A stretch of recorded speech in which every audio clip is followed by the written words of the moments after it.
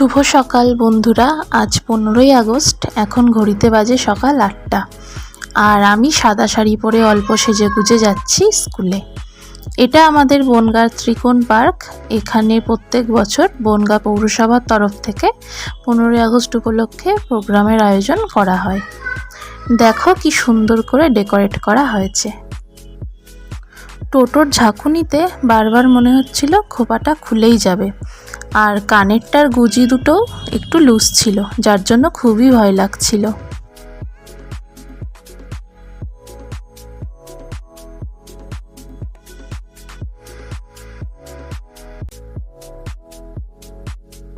তো যাই হোক, দেখো স্কুলে পৌঁছে গেছি আর অফিস রুমে সব কিছু গুছিয়ে রাখা আছে। পতাকা, লজেন্স, তেরঙা রিবন, আরও কিছু জিনিস।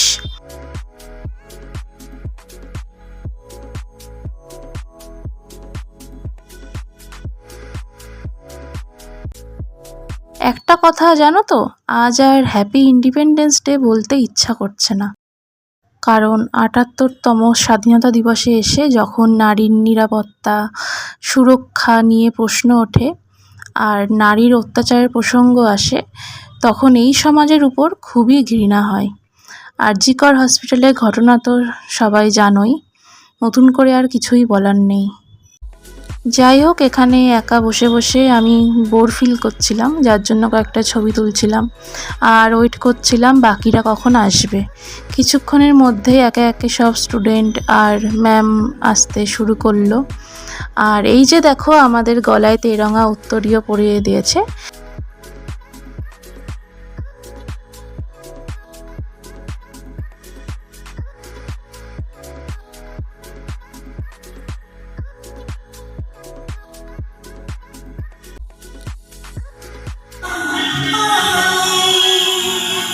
ঘড়িতে এখন বাজে 9টা।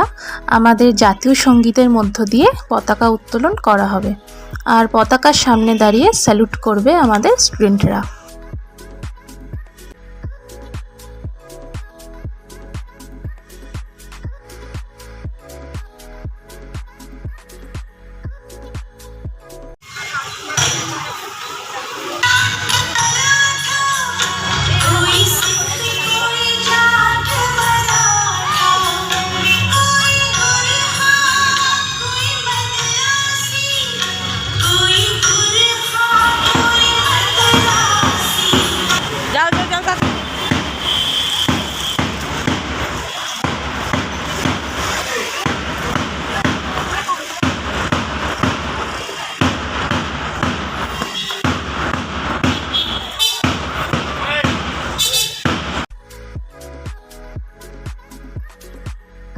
কিছু কিছু ভিডিও ক্লিপ আমার করা হয়নি, কারণ একজন টিচার হিসেবে আমাদের দায়িত্ব থাকে যে স্টুডেন্টদের প্রতি ঠিকভাবে খেয়াল রাখা।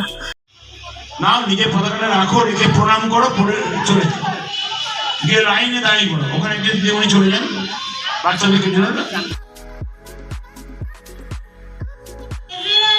Great men and freedom fighters sacrificed their lives to achieve the nation's freedom from the grip of the British rule. We celebrate this day with great. সবশেষে আমাদের ক্লাস 3 এর একজন স্টুডেন্ট ইন্ডিপেন্ডেন্স ডে উপলক্ষে একটা স্পিচ দিল, যেটা শুনে সত্যি খুব ভালো লাগছিল মনটা।